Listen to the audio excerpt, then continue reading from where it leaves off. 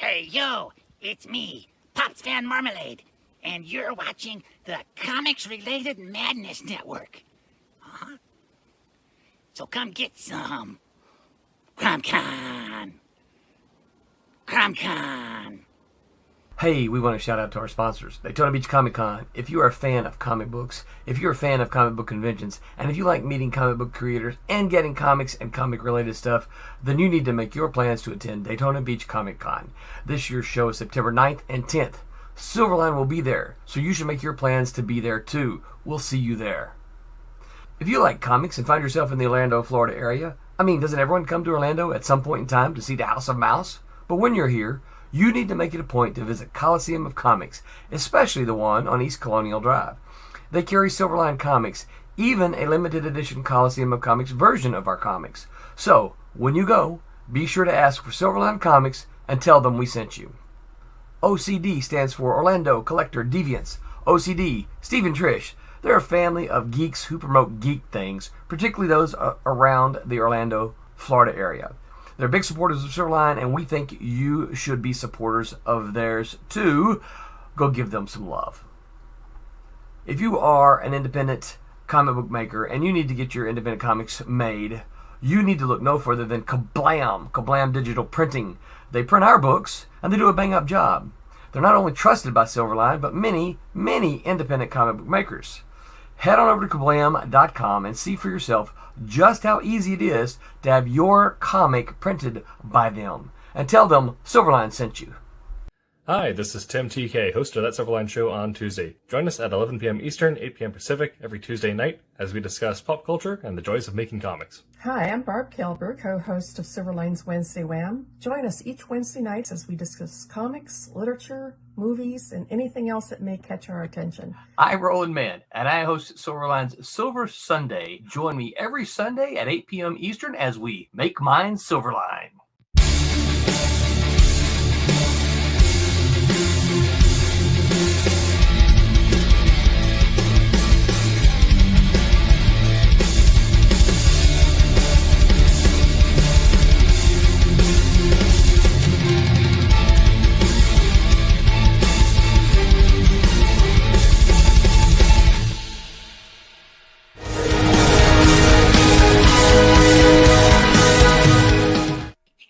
Hello, Internet. Welcome back to That Silverline Show on Tuesday. I'm your host, Tim TK, and I'm joined, as always, by David Rios. Hello. And Ron is out, I believe, on business of some sort, and Jose is also out for tonight doing some family scheduling. So we'll be locking it down tonight, and we'll be talking about how to include the holidays in your comics.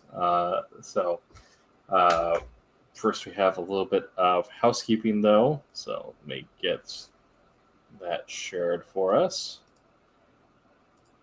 Currently on fundmycomic.com, you can go there and look at Beyond the Stars, and we are currently funding issue number 4.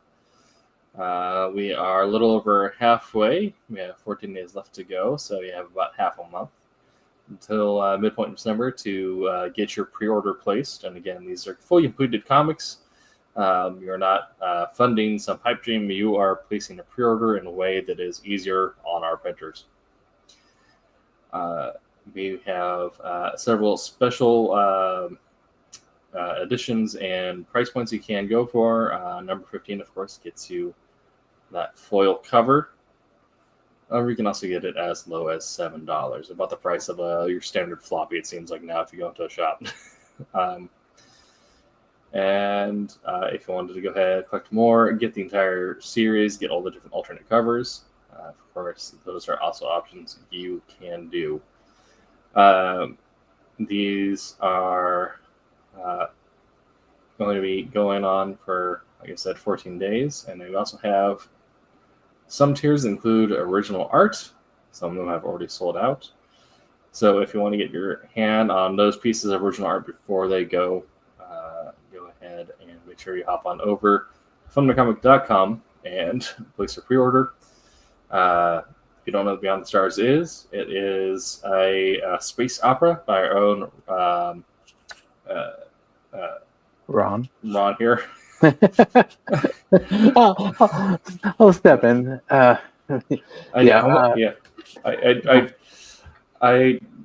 remember it's Ron Davis, but then I wanted to call him David. I'm like, wait, no, you're David. No, it's Ron Fortier. Yeah. Rob Davis did the cover for B. Scroll back up there. I was going to say, and Rob Davis also did this piece of interior art, which is where I got the mine stuck in my head. No, that's actually the other cover that he did. So scroll back up. There. A little more.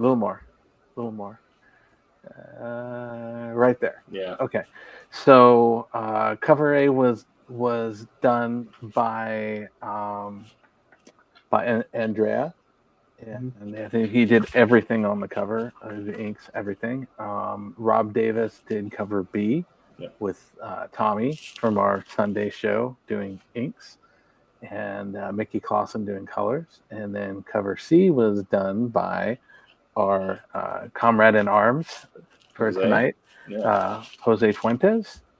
And Barb did the inking on it, and Mickey's also doing the colors for that as well. The artwork, the cover for cover C has already been snatched up. So that one's no longer available, but Rob Davis's cover is available. Yes. As we saw down below. I did see on there, I'm not sure if there's either no other content or if the link didn't work, but on going to, at the very bottom, going to pages 2, 3 just seem to refresh the same information. So I don't know if that's intentional or not. Yeah. I think it might be an issue with the site, but yeah. Yeah, it could be something with the site. It could be planned. I don't know. So if you do that, if you click on that, you're not the only one. I did see that as well myself. Yeah. I don't know. Do we have? I'm not sure we can actually play it very well if it works. If we had a video from Ron that his promotion on it or not, but let's see. Do we have? I might have audio. Let me know if we're getting audio through. We may not.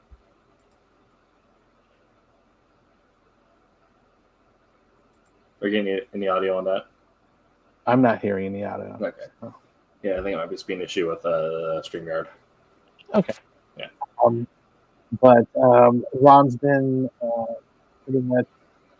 If you're on Facebook and you're following Silverline, there's lots of links to it. I'm just talking about stuff.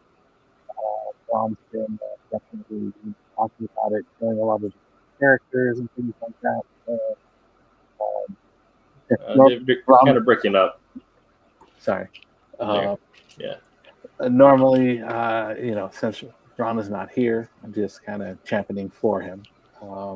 But it's great work. Artwork looks good. It's also inked by Mike Belcher, who's also on our Sunday show. So it's a good team going on it, and looking forward. It's a 6-issue series, so we're just over halfway with this, and definitely check it out. There's some good stuff there. Absolutely. Yeah, and if you are not caught up yet so far for I believe it is $20. We'll get you all the issues. So it'll get you 1 through 3, and then fourth cover. You can choose between the non-foil version of 4. So good stuff.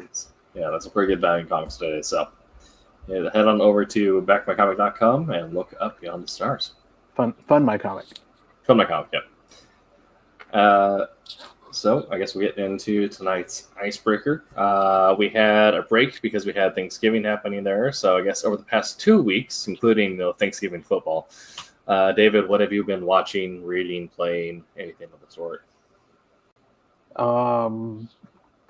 Watching, not much other than when I'm eating as usual. I just started watching, I would say rewatching, but I actually had never watched it at the time. I knew about it, but never really delved into it. So I started watching the Batman Beyond stuff.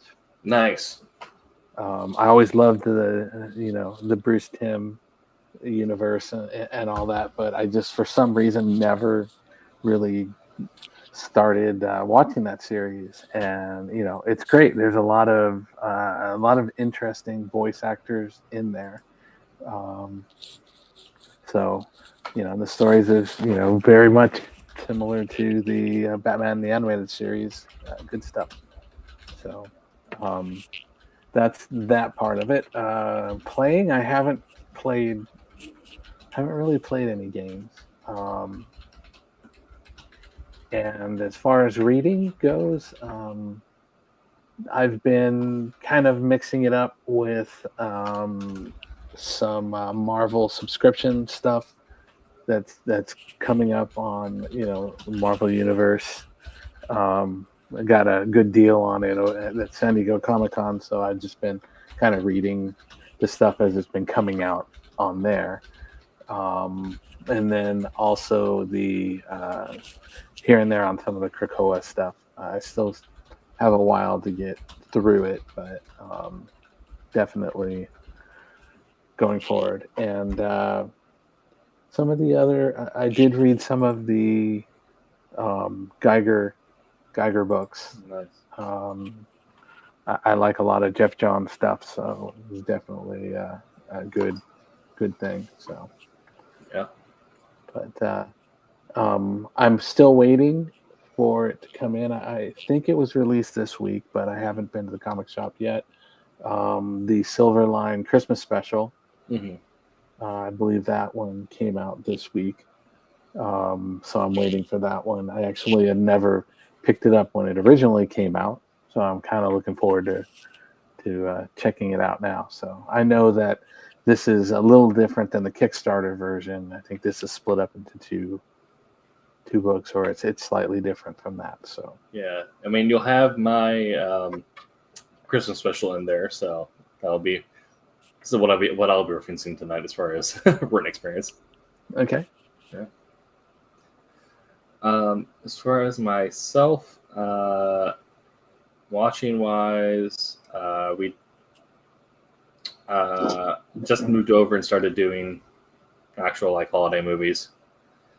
So started the classics, Adam Sandler's 8 Crazy Nights, and the Muppet Christmas Carol, a few others. Mm-hmm. Playing wise, if you head on over to my Twitch, for those of you watching, which is linked in my Blue Sky, I believe. Cassisi and I have been playing Final Fantasy 14 together. So there's been some new raid content that came out that we've been doing on stream, just part of the weekly resets and all that. And you get to see me Sherpa a drunk Cassisi through the most recent Alliance raid. Okay. It's a good time. Reading wise, I haven't been doing too much reading outside of rule sets, honestly. It's been mostly studying up on new releases for either D&D, Daggerheart, or the updates for DC20. So when the holidays, nowadays you can schedule sessions. It gets very reduced, so there's more time between D&D sessions, so I have more time to study up on rules and make sure that everything I'm referencing is correct. So that's been my main reading. Nice. Yeah. Well, as far as TV stuff, I saw I saw a thing I pointed out to my wife on Facebook, which is it's not officially Christmas until Hans Gruber drops from the Nakatomi building. Yes. So be sure at some point this series, Die Hard's definitely going to be on our watch list at some point. So. Yeah, I mean, we have 2 movies that got added into that rotation for us, which I don't know if you've seen, but Violent Night with David Harbour, okay, and The Fat Man with Mel Gibson. But I haven't heard of that one. The Fat Man is Mel Gibson plays a retired Santa, and Santa essentially was a wet work agent for the CIA. Okay. So some kid comes after him, not realizing that Santa was like a Cold War assassin. Nice. So yeah,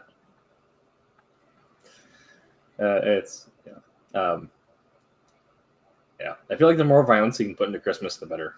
Or we haven't really got anything like that for Hanukkah yet, so Okay. hopefully we get some violent Hanukkah movies soon. Nice. Yeah. I will say we did start watching season 2 of Legend of Vox Machina and trying really hard not to binge through that in one day. So it's one of our favorite shows right now. Cool. Okay. I'm just was looking something up here. Sure. All right.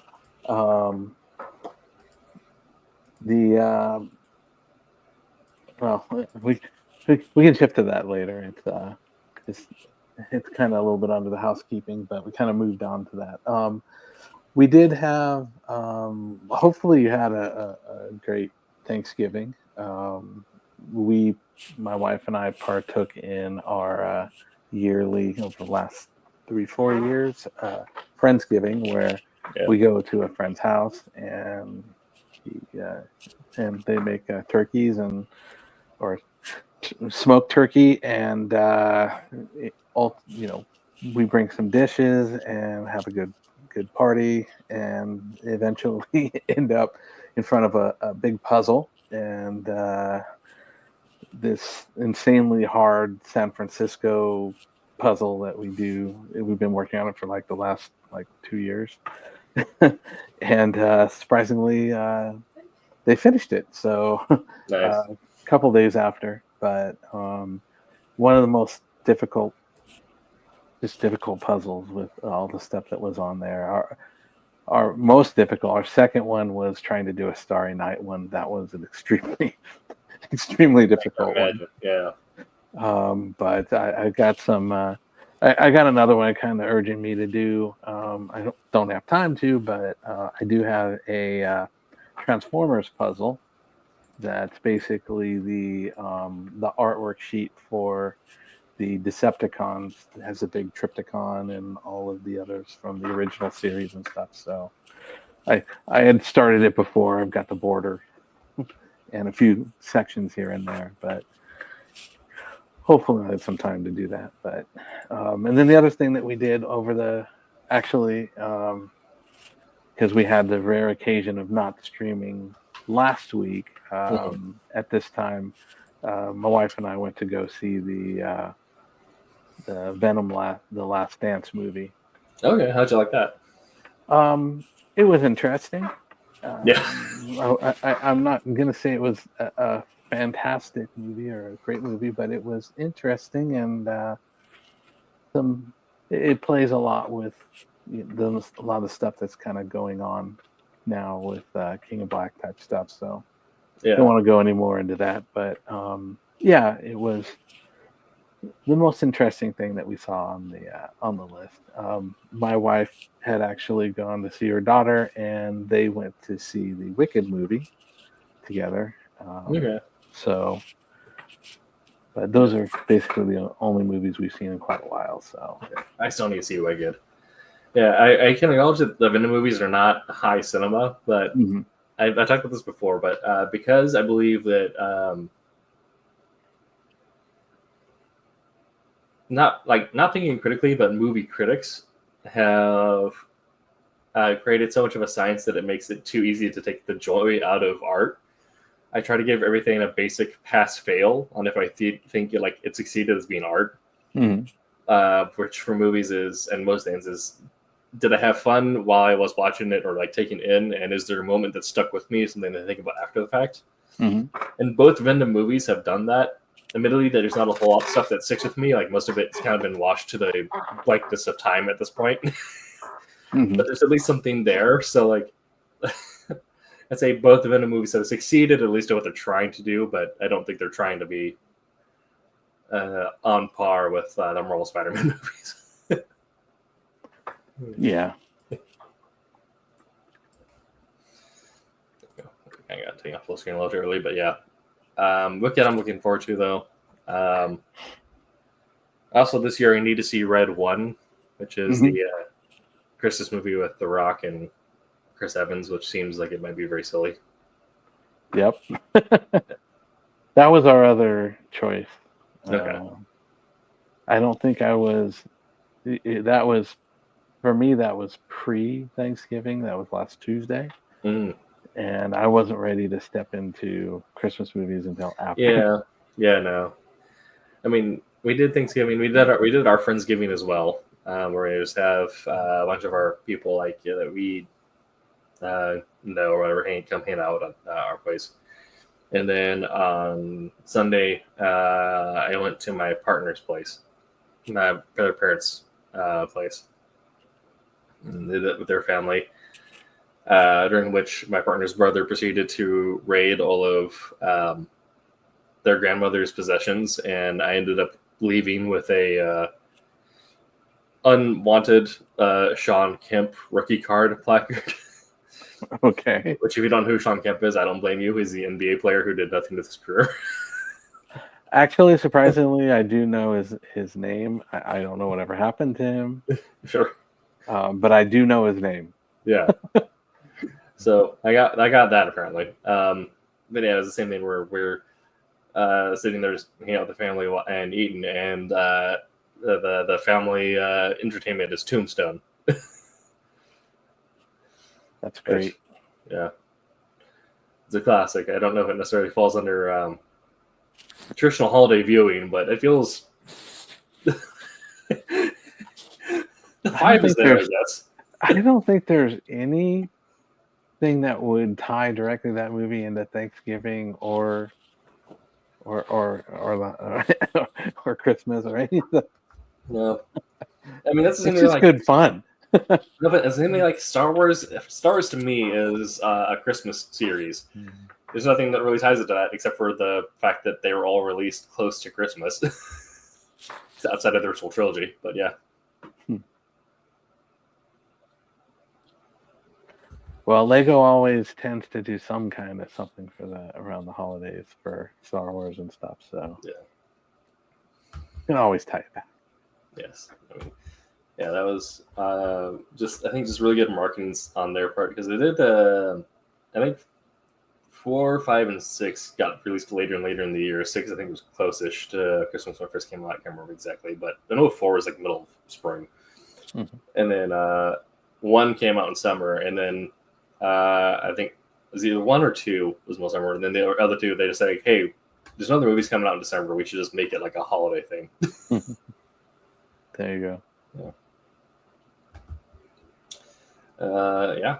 So that's been where we've been at, what we've been taking in. We'll jump into tonight's topic, which is including the holidays in comics. Of course, this is a pretty common trope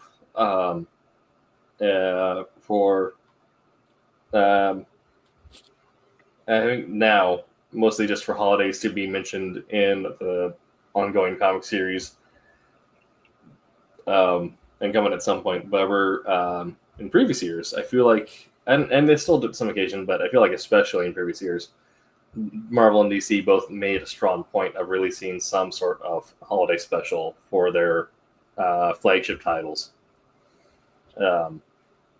Well, I know this year, what is it? DC did a lot of their Silent Night stuff, right? Yeah, their 4-part Silent Night series. Silent Night, Batman, Noel. I'm trying to remember what the X-Men one was called.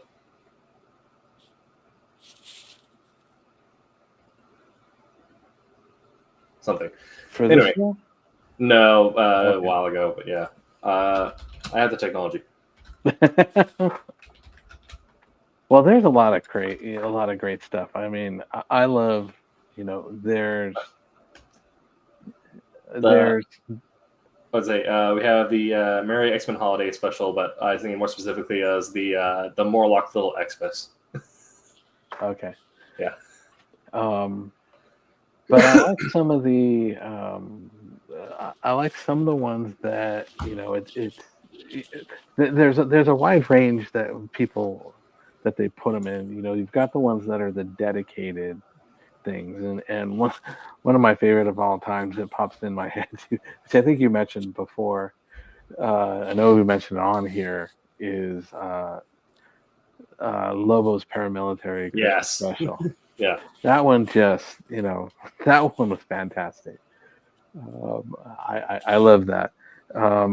But you get a lot of, the themed books and stuff like that. But then you've also got the other ones where you may have just an issue that deals with it. So it's kind of a side story to it, or maybe it's a one-up in the regular book.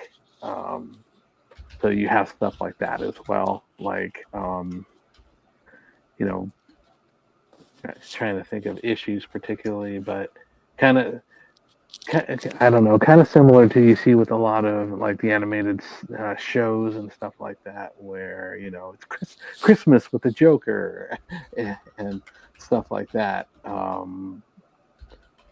So you get a lot of that where they just bring it into theme for that one particular either episode or issue or something where they're dealing with. They kind of take you out of their norm, and then the next issue, everything just continues as special, as regular, issue works. But then you've got things like dedicated miniseries or dedicated specials, like the Lobo Christmas special and stuff like that. So there's a good way, and not meaning to specifically go through and only Christmas, but you see that on a lot of different things. In standard runs, you may see things with like Valentine's Day and so characters feeling alone and all this, and so there's a lot of different things, the Halloween specials, things like that. So very cool. Yeah. I'm trying to think of the specific timeline, but that also just came to mind as like an interesting moment of where the holiday wasn't necessarily the focus, but was involved was the storyline in Lego Marvel. I think it's 2, where Kane wins, but you're in New York during Christmas when it happens. Okay. Yeah. And so, based off the Damocles base storyline, where Kane actually conquered Earth, but they're just using the holiday as a backdrop for a story that isn't necessarily themed around it, but it still it plays a heavy role in the visuals as well as some of the B plots, which I think is also another fun way to go about including the holiday.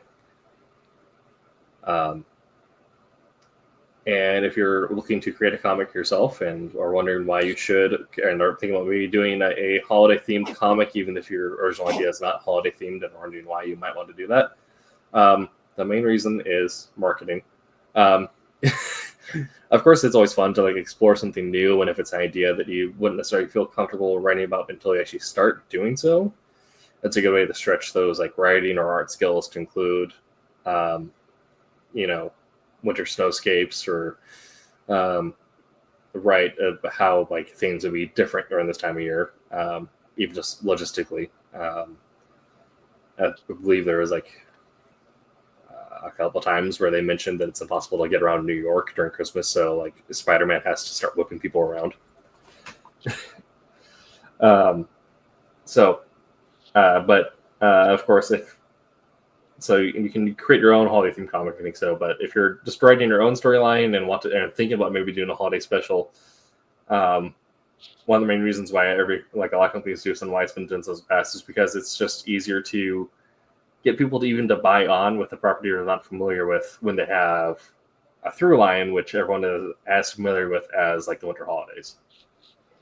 It's just a really good time to get people on with a new idea. So treating the holiday story also as its own standalone is what we did at the Silverline holiday special. We did our own standalone holiday deals, and Wolfrunner included in that. And so that was a way of giving people an on-ramp to a property that they may not be familiar with.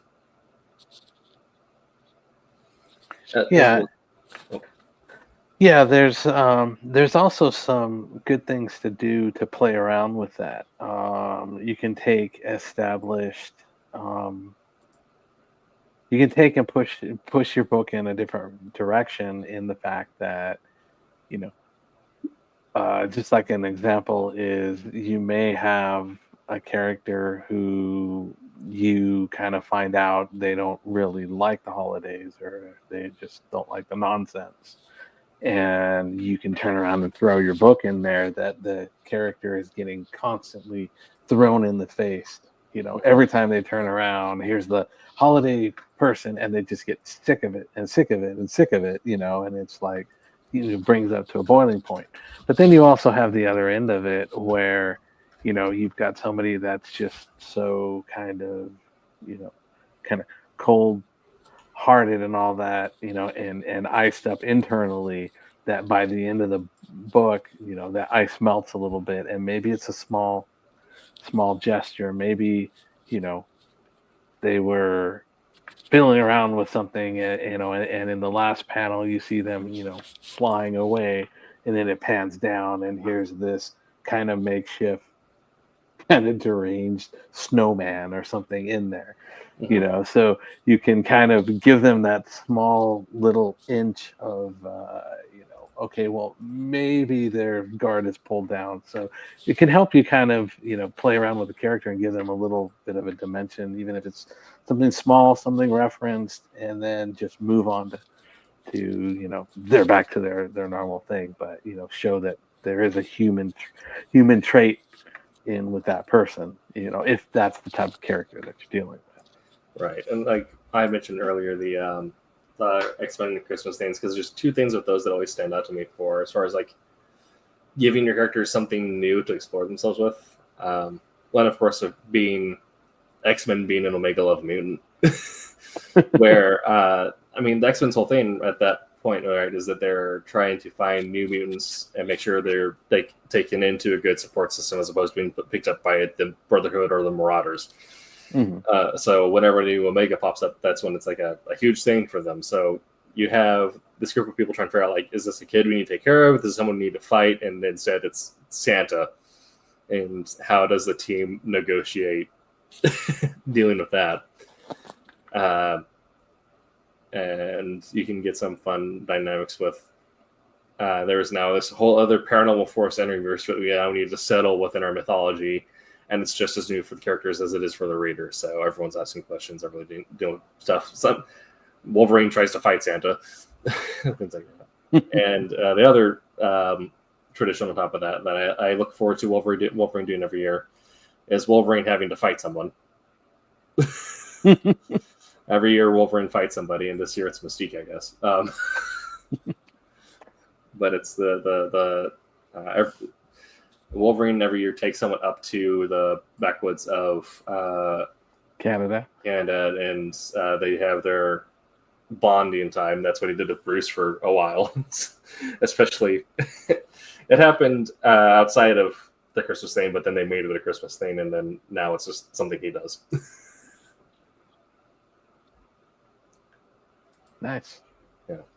But you can do like these weird little things where you establish a tradition or you play with an existing tradition. And like you were saying, you give those characters a new space to interact and develop themselves that you probably wouldn't get in the normal run of the story. Where these are going to be moments where you can either add more humanizing effects for your existing audience to get to know them deeper and develop a better appreciation for them, like what the Guardians Christmas special did. Well, one of the things kind of along the lines that I was talking about that I remember, and again, a lot of my stuff for reference is animated, was the Batman animated series where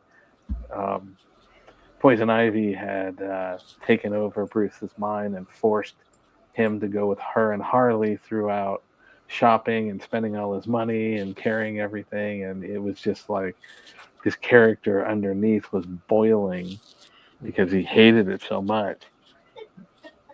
That was just something that if you're creating your own book, that's something you can totally play around with, and it was a very kind of lighthearted episode. So, a book you could go through and make something that's very lighthearted, but has kind of like a harsh undertone. Like when if you're putting the main character in an area that they just don't want to be in and stuff. So Yeah. I think also, especially for characters that have like a dark trauma that you want to explore, like that same like not wanting to be there, not making fun of things. I think it can also be an interesting place to also explore some deeper, darker subjects, which might almost seem weird approaching like in a Christmas special. I feel like just due to the nature of the holiday and the media, I think it provides itself like a really good opportunity, like using Christmas or Thanksgiving to explore some of the Punisher's trauma, the fact that he doesn't have a family to share his with anymore, or Spider-Man's first Christmas without Uncle Ben or Aunt May. Little things like that where you can go in and use the setting to see like how explore the character's psyche, how it's reacting to events in the story when they're confronted with a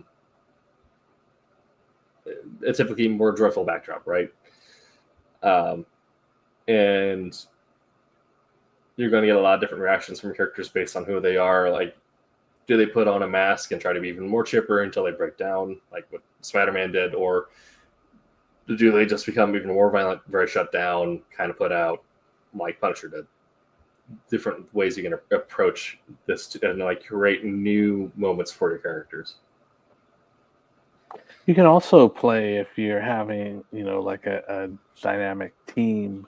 Mm-hmm. You can always play the two characters off. One's pro, one's again, Yeah. And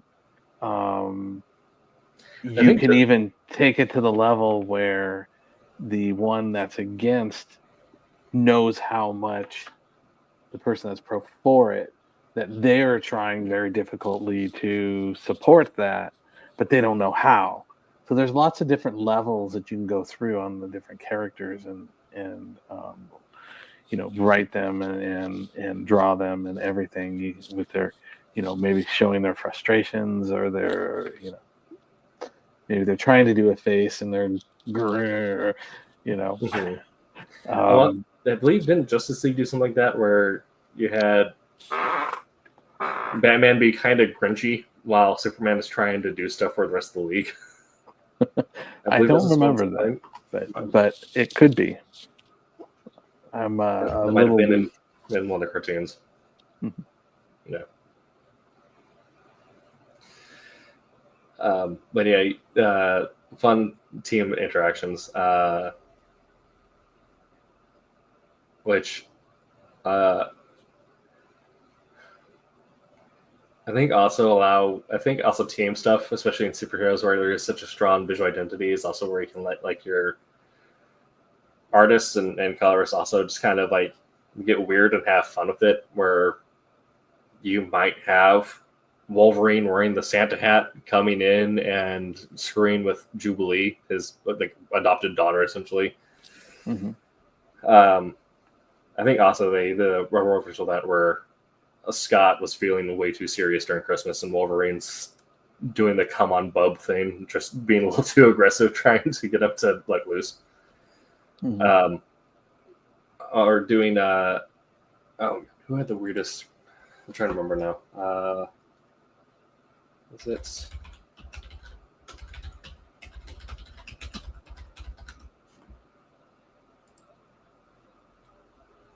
No, it wasn't them. Who was it?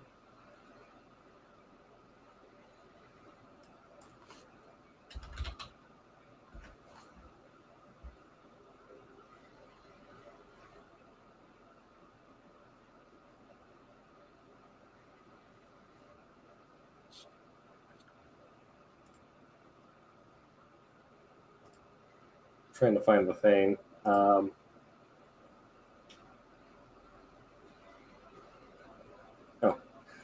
Not quite it, but it works. But or doing either like alternate covers or doing stuff on the interior where I should do like a small costume design, but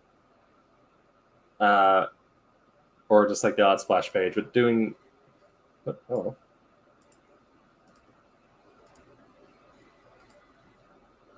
Things where you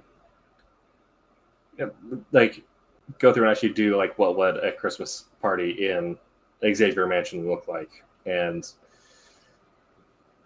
allow your team to kind of run wild with visual motifs and do strange things.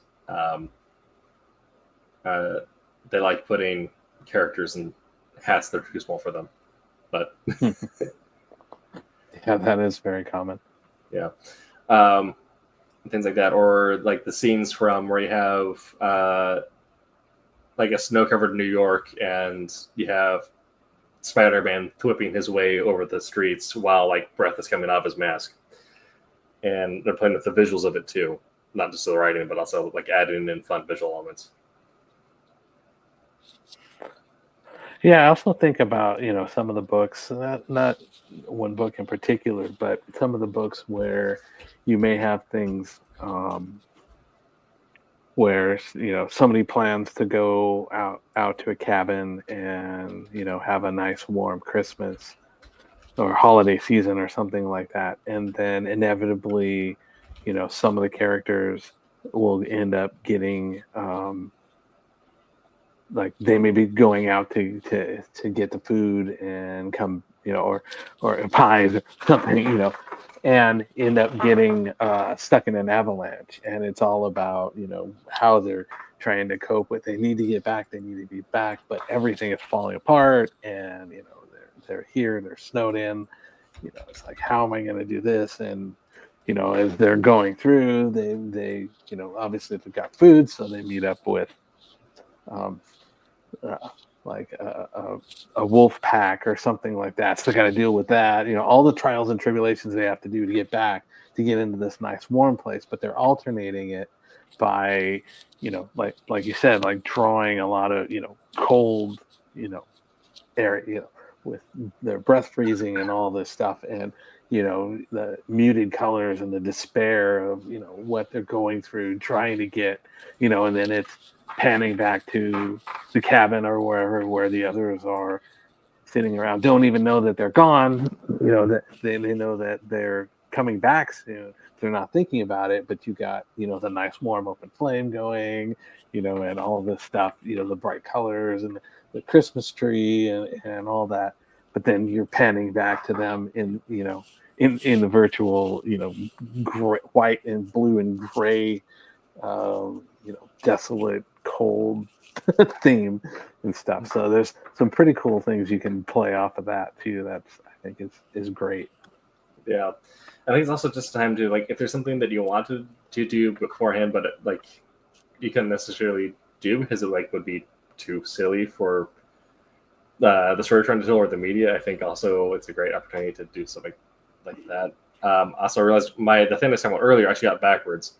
It was in Elseworlds, where, speaking of reactions to trauma, Batman, of course, who lost his family, but decided to start taking care of orphanages and all that.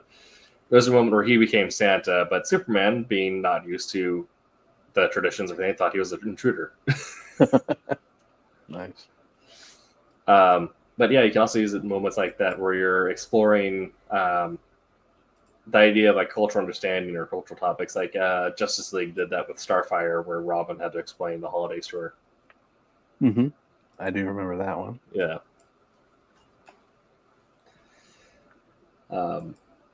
But yeah, and then you can do those fun moments where you cut from Batman shimmying down a chimney or coming in the door wearing the full like Santa outfit and like delivering presents to orphans, to Superman's like panicking because this is a new world, there's a new setting, he doesn't understand this holiday, and now there is a man breaking into the house. And so you can have multiple reactions to the holiday where, like we're saying, you have the moment where you have Captain America and the X-Men talking with Omega level Santa, and then cut to Punisher in the background who's just staring at the guy. Well, I think there's just a lot of different options that you can go with. some things that I think of, you know, another thing I think of could be a case where, I mean, you could have a situation like, you know, if so-and-so is a character that, you know, maybe the character is in Vegas or in some kind of a hot desert type area. And then just for that one issue or whatever, you could have another character, maybe a villain or somebody like, you know, Weather Wizard or something like that, that comes in and it's like, okay, well, now you have for this episode a snowstorm in Vegas, you know, and you can take it in a completely different direction from where you normally have it, you know, and not only just, you know, a theme of it, but, you know, you can play around with, you know, the whole situation of, you know, this is weather. Now, you know, you've got people that are used to heat and all this stuff, and they're thrown also by the environment that's now extremely cold and snow. You know, what do I do in snow? I live in Vegas. Why would I even know what to do in snow? So there's just, the possibilities are just so kind of endless on things you can do. And that's what's great about these things, because a lot of these things are, you know, one or two issues that you can just go through and take something completely out of the norm, inject it, do it, and then move on and continue your book. But like you touched on it in the beginning, you know, maybe that's something that looks Christmassy that, you know, a parent might go, you know, oh, this one looks interesting here, you know, give it to their kid and, you know, check it out and all this stuff. So there is a lot of that opportunity for different the medium and the time period and all that to get people to check something out if it's different. Let's see. Check out my notes. Let's see what we haven't hit on already. I think also, yeah, like you said, it's we can talk about, like, if a character has family trauma, it's a good way to set up an exploration of that trauma and their interaction with it, or how they deal with that, as well as introducing the seasonal stuff. Like if you want to go like with the Iceman route, or was it Dr. Freeze? And use that moment where they're the big bad, and you want to have a very like Frost or Snow-centric story. The visuals are already there, but I think also something to get as like, and when it's done well, is also using that as a setting for introducing other family-themed conflict. As in, you introduce a new member of a character's family, or their ties to someone else, where like this thing gets revealed at the family holiday gathering, whether that's a secret in the family past, a lost relative who is actually a villain, anything like that. Sometimes it can get a little too cliche, but I think if done well, that's also kind of a natural moment, because really there's no other time in the year where the entire family is together to discuss that, by the way, you have a cousin who is also a dictator.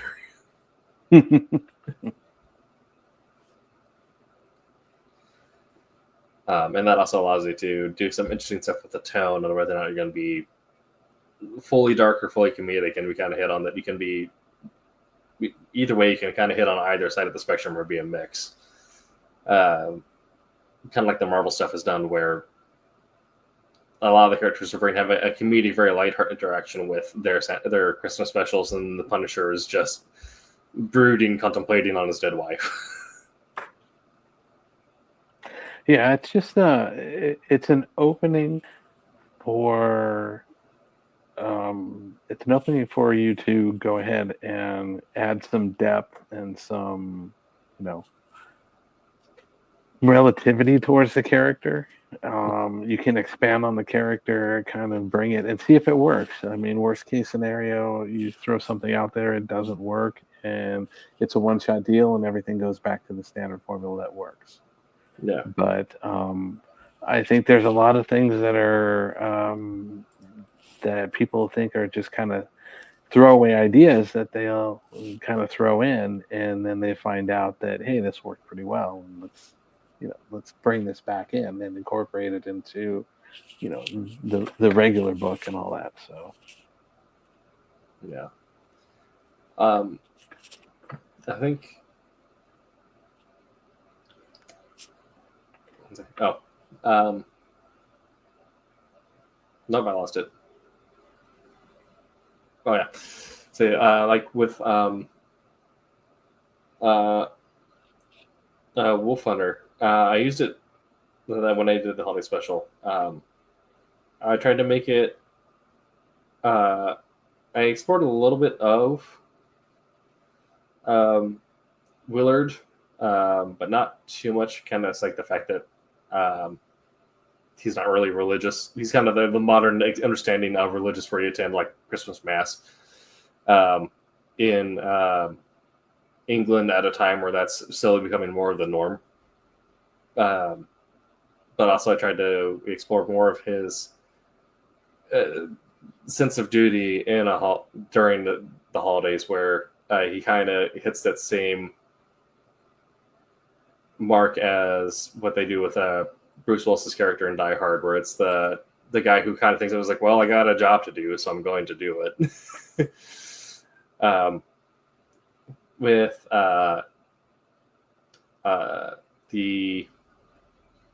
the main exploration of it was actually above the setting of England during the war and what the holidays look like then, because it is something that doesn't get explored in the books, but it's also just an interesting idea to look at in general, is the fact that the Blitz ran up until pretty much like the week before Christmas, and even then there were still bombings that went off on the day of. However, the British people were kind of interesting that they're advised to stay underground, but they still came up to do like the traditional midnight mass and all those things, because the churches were usually like sequestered enough or off the main roads enough that when the factories got bombed, they were usually fine. There were a few churches that got destroyed, but not too many, comparatively to like the rest of London, which like the factory district got absolutely devastated during the war. And so I kind of want to explore how those people were thinking at that time and what was kind of the cultural mindset at the time. And when my research I found, there was like the reason why is part of it was just because of they were very resilient people, and there was like their thing of like, we're not going to let them take this from us. This is our one thing, and we're going to do it. And then after that, we'll go back to different lives. But they're not letting the Nazis take Christmas from us. And so getting to explore that with some of the side characters that you interacted with, as well as how people just went about their days. Like the BBC had gotten bombed, but people still went into work at the BBC because they're like that. Like they had just had a very like strong like patriotic sense of duty essentially to their job. So we have a moment where we go to the BBC and we see the the patching over the side of the wall, as well as the camouflage tarp that's draped over the side of the building. So that's kind of the main exploration there, not necessarily of the character, but also the setting, which is also something you can do whenever you're introducing like a new holidays. You change the theming up, which gives you a new way to explore setting or side characters. Mm-hmm. I know you had said you hadn't really had much experience with holiday comics yourself. No, just if Marvel was doing something at the time, whenever I was working with them. So yeah, it's not specific books. This character or this holiday. It's more of if that kind of bled into the main storyline. But we did a lot of individual pages, and a lot of the pages could be you could get a series, or you could get one page that was in issue or like page 2, and then your next page could be page 17. So at the time, it's really hard to kind of follow the storyline and do that unless you had more of a dedicated book. I mean, there's some people there that had a book that they did by themselves, so you got a lot of more of the story and all that. But it was a little harder to discern the books unless you read them after to see where you were on those. Sure. Yeah, I imagine it probably was just you get a page and like, all right, well, time to crank out the whites and light blues because we got a lot of snow on this page. Mm-hmm. Yeah, everything was dictated by what was going on in that page. But like I said, it's there's a lot of books that came in. There was a lot of different colorists and teams and things, and there was a lot of books that cycled through. So getting runs, unless you went to pick up your pages and you got sequential at that time, if you picked up 1 or 2, then you could be on a completely different book by the time you're picking up more pages and stuff like that. So yeah, I mean, it's definitely interesting, like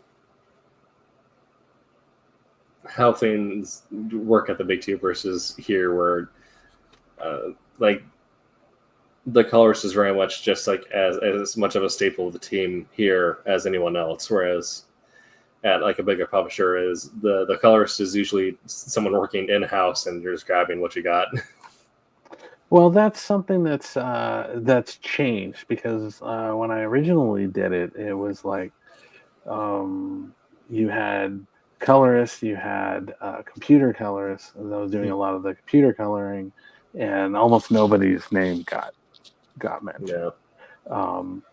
Over time, and particularly now, there's a big thing to give, even at the big 2, the colorists, primarily the main colorists and all that, their names, everybody's getting it. Think of it kind of, if you go back, look at the ending credits of movies in like the 80s. Yeah. And how quickly and how small that list goes, and then look at the end credits now. And it's like, not only do you have, the gaffer, but you've got the person that was, the barista on the set. And it seems like everybody's there. So nowadays there's a lot more, and it's great. There's a lot more recognition of the different people that did different stuff on it. And the other thing with the independent stuff is you have a lot of the colorist that's doing the coloring computer work as well, because back then a lot of the colorists would do color comps and markups, and then they go to the coloring team, computer colorists, to go and implement that and bring that out. So yeah, I mean, it's definitely gotten better about that, but I think it's definitely interesting because even now you have these, I don't know what you'd call them, but subcontracted small corporations like LLCs that handle like strictly coloring. There's a few of them that I can't remember like their names, but Hi-Fi, yeah. Hi-Fi is one of them. Yeah, and back then there was there's another one. Guru FX does a lot of Marvel books. I see they're listing a lot of Marvel books. So, which I'm definitely I'm not familiar with their structure, but I think also that'd be interesting if we can maybe get with like someone from there on to talk about like what the creative process is like for them. Mm-hmm. Yeah, I imagine when you're dealing with something like a holiday special or like a themed event in a story, I feel like now you're going to see a lot more consistency with having like a main colorist on it, or an independents are going to have like a main colorist who feels like they're just as impactful on the tone of the book. Whereas it like back in the day, like even though this comics were great, it was you got pages 2, 4, and 8 of this book.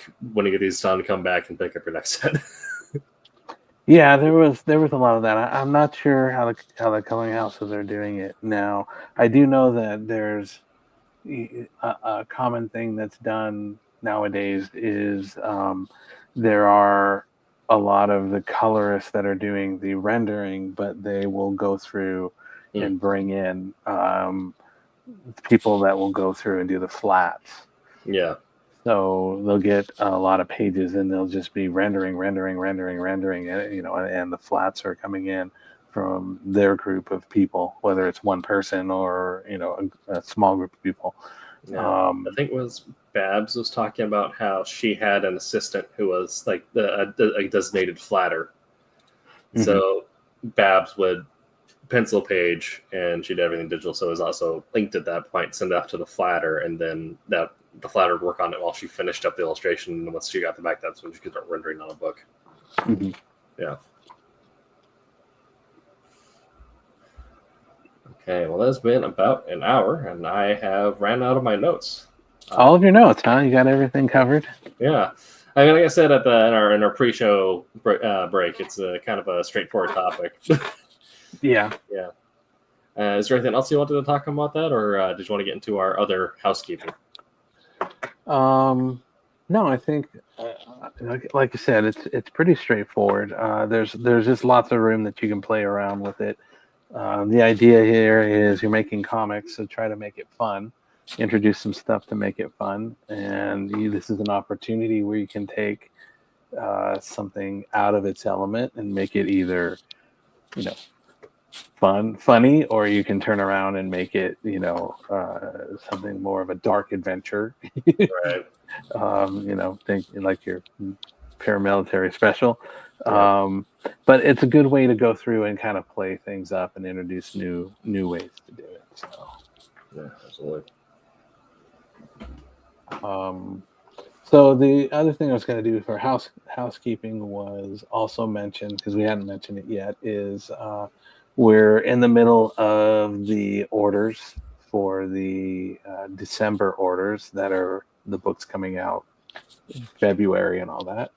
And the solicitation for Silverline is Twilight Grim #3. Yeah. So recommend, check it out. Ask your local comic book store, see if they're getting them in, or if they can order them for you if you're interested. I'm